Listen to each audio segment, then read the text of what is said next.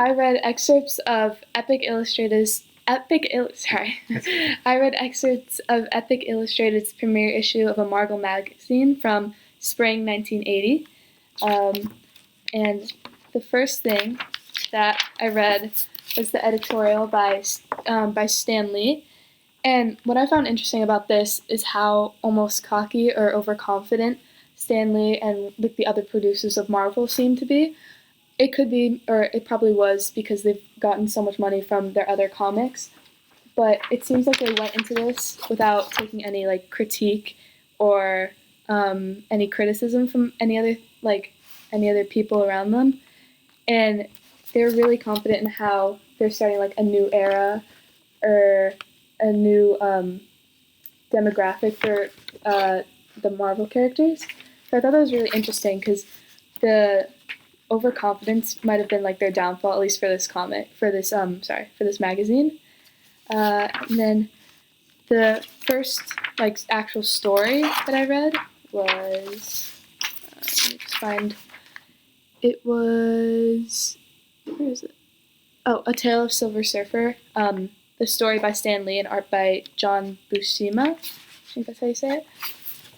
And this was really interesting to me because this magazine was written for more like adults, and I loved like all the bright colors, and that really like brought me into the story.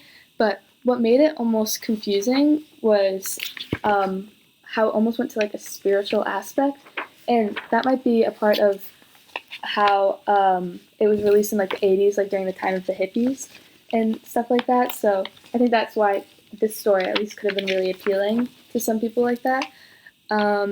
And I found like the bright red colors, it really brought out the villain's Galactus's like power, and the curiosity of Silver Surfer really like he almost seemed like a beacon of hope for the story, and the bright colors showing like in when he's traveling like through the different I guess dimensions, or at least he thinks he is, gives me like the effect that he's also going through like a whirlwind of emotions along with a whirlwind of like space, I guess.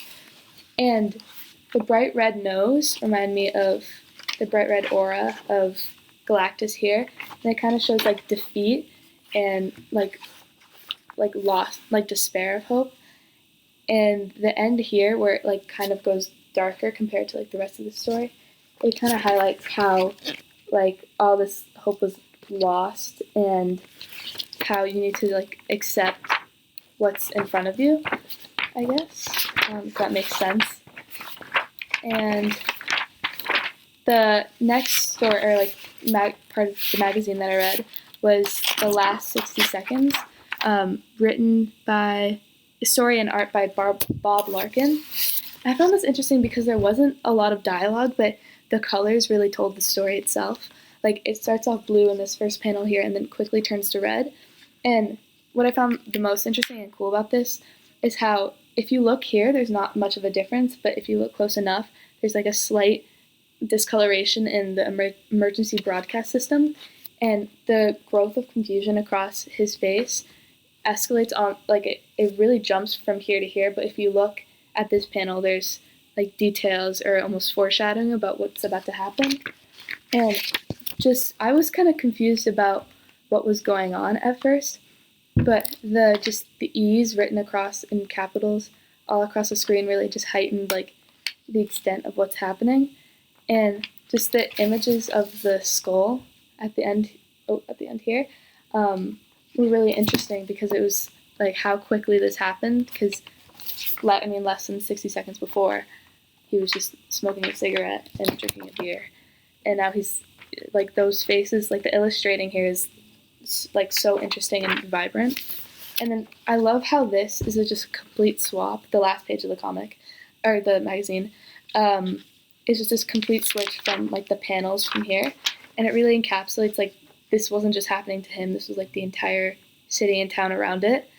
And it almost sounded like the radio, like the final dialogue says like it tried to make it comical or like as it was a joke, but it doesn't realize like how much like fire and damage was happening outside.